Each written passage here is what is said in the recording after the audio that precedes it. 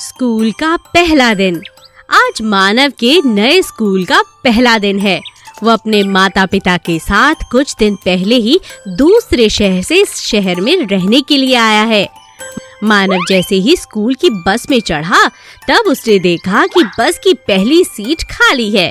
वो उस पर बैठने लगता है कि इतने में मोहन नाम का एक लड़का आवाज देता है, तुम वहाँ मत बैठो, तुम यहाँ आकर मेरे पास बैठो। तुमने मुझे वहाँ क्यों नहीं बैठने दिया? रुको, थोड़ी देर में सब पता चल जाएगा।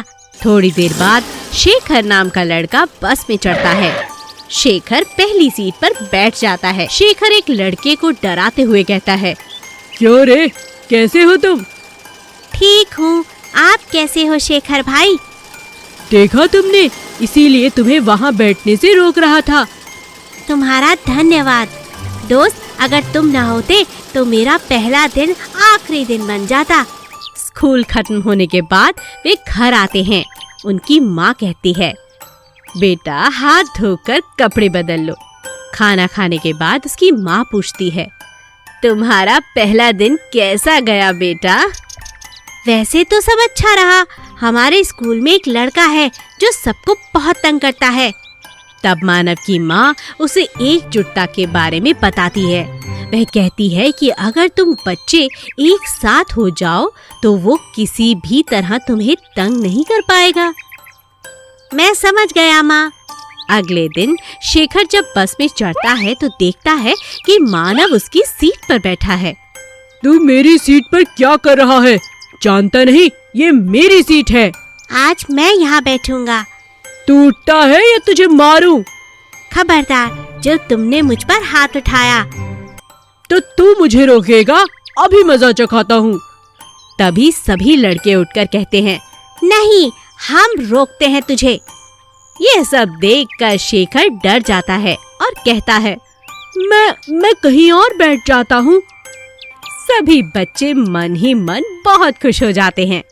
एकता में ही शक्ति होती है। हमें किसी से डरना नहीं चाहिए।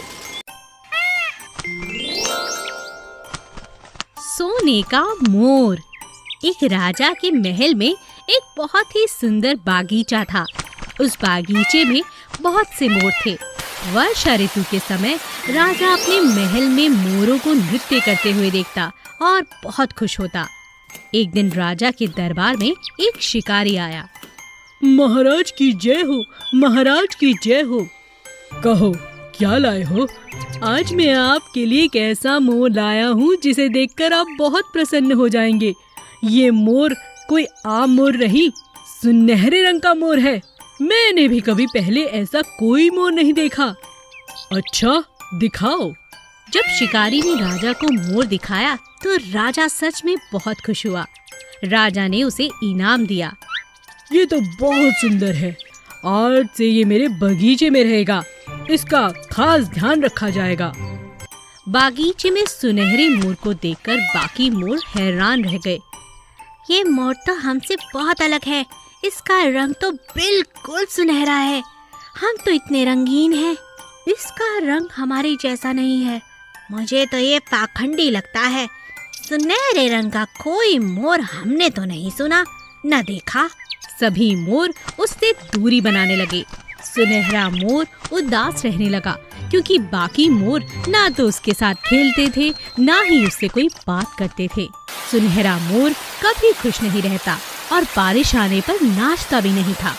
एक दिन सुनहरा मोर बीमार पड़ गया।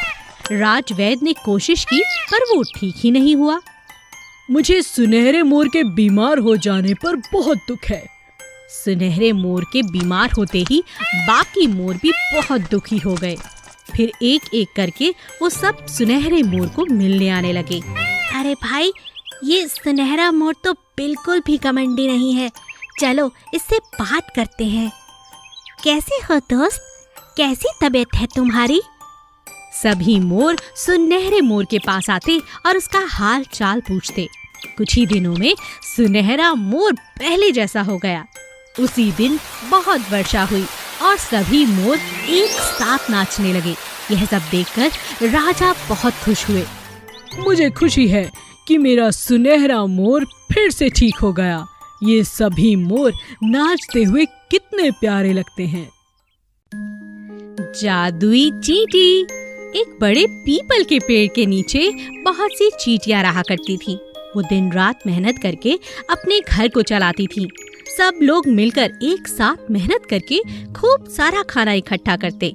उन्होंने अपने घर के एक छोटे से कमरे में बहुत सा खाना इकट्ठा करके रख लिया था। लगता है काफी खाना इकट्ठा हो चुका है। सर्दियाँ बहुत अच्छी निकलेंगी। हाँ, मुझे भी यह लगता है। पर माँ कह रही थी हमें और खाना चाहिए होगा। बरसातों में हम बाहर नहीं निकल पाएंगे। बरसातों में? हाँ, बरसातों में तेज बारिश होती है तो हमारे घर में भी पानी भर जाता है और उस समय तो कहीं जा भी नहीं पाते। अपने आप को बचाना भी तो बहुत मुश्किल हो जाता है। कितनी सारी चींटियां तो बहकर ही मर जाती हैं। अच्छा, तो हमें इससे बचने के लिए कुछ करना चाहिए, पर हम कुछ नहीं कर पाते। एक दिन चींटी कहीं जा रही थी। उसने देखा कि पेड़ के नीचे एक जादूगर बैठकर जादू का खेल दिखा रहा है। वो भी वहीं बैठकर खेल देखने लगी। देखो बच्चों, मैं इस कबूतर को जादू से गायब कर दूंगा और फिर ये मेरी टोपी में से निकलेगा। हाँ, लगता है जादूगर बड़ा मजेदार है। ये बहुत कुछ कर सकता है। क्यों ना मैं इससे मदद मांगूं? जब खेल खत्म हो गया और जादूगर अपने घर जाने लगा, तभी चींटी उस जादूगर के ऊपर चढ़ गई। जब जादूगर उस चींटी को नीचे गिराने लगा, अरे तुम मेरा पैर क्यों नहीं छोड़ रही हो? क्या तुम मुझसे कुछ बात करना चाहती हो? तो चींटी बोली, हाँ जादूगर जी, मुझे भी आपकी जादुई शक्तियाँ चाहिए। जादुई शक्ति? तुम्हें किस लिए चाहिए? बात क्या है? जादूगर जी, जब भी बरसातें होती हैं तो मेरा घर पानी में डूब जाता है और बहुत सी चींटियां मर जाती हैं। मुझे आपसे ऐसी शक्ति चाहिए जिससे मेरे बरसातों में घर न डूबे, हमारे पंख जादुई हो जाएं और हम पानी में न डूब पाएं। तुम्हारी सोच बहुत अच्छी है चींटी, मैं तुम्हारी मदद जरूर करूँगा। जादूगर ने चींटी को एक बड़ी सी टोकरी दी। बरसात में अगर इस टोकरी को पकड़कर 4 चींटियां खड़ी हो जाएं, तो तुम्हारे घर में कभी पानी नहीं आएगा। तुम हमेशा सुरक्षित रहोगी। चींटी उस टोकरी को लेकर अपने घर चली गई। घर जाकर चींटी ने बाकी चींटियों को उसके बारे में बताया। तुम बहुत होशियार हो, हमारे लिए तुम ये जादुई टोकरी ले आई। अरे देखो देखो, बारिश होने वाली है। इस बार बरसात तो हुई, लेकिन 4 चींटियां टोकरी पकड़कर खड़ी हो गईं और घर में बिल्कुल एक बूंद भी पानी नहीं पहुंचा और एक नन्ही चींटी बन गई जादुई चींटी। चील और भेड़िया। एक समय की बात है। 2 दोस्त चील और भेड़िया जंगल में रहते थे। एक दिन दोनों ने पास पास साथ साथ रहने का सोचा। हम दोनों कितने अच्छे दोस्त हैं, क्यों ना हम एक दूसरे के पड़ोसी बने? चील ने अपना घोंसला एक पेड़ की डाल पर बना लिया और भेड़िया एक झाड़ के पीछे रहने लगा। यहाँ ठीक है, क्यों चील? हाँ, यहाँ ठीक है। एक दिन चील के पास अपने बच्चों को खिलाने के लिए कुछ भी नहीं था, तो उसने एक छोटे भेड़िए के बच्चे को खा लिया और अपने बच्चों को भी खिला दिया। यह बात जानकर भेड़िए ने चील से कहा, तुमने मुझे धोखा दिया। तुम्हारे कहने पर तुम्हारा पड़ोसी बना था, लेकिन तुमने मेरे ही बच्चे को मार डाला। मुझे अपने बच्चों को खिलाने के लिए कुछ नहीं मिला, इसीलिए मैंने। तुमने बहुत गलत किया। मैं तुम पर भरोसा करता था। अब तुम्हें भगवान इस बात की सजा जरूर देगा। तुम एक अच्छी दोस्त नहीं बन सकी। आज के बाद मैं न तुमसे बात करूंगा और न ही तुम मेरी दोस्त हो।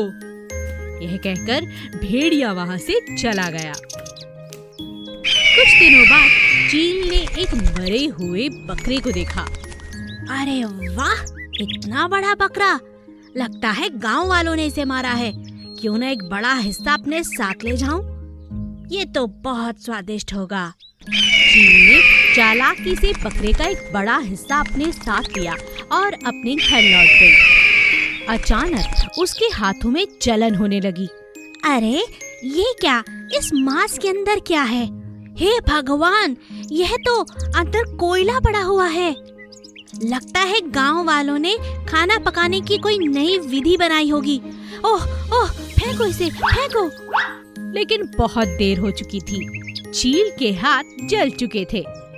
यह देखकर भेड़िए ने कहा, बहुत अच्छा हुआ, तुम्हें तुम्हारे किए की सजा मिली।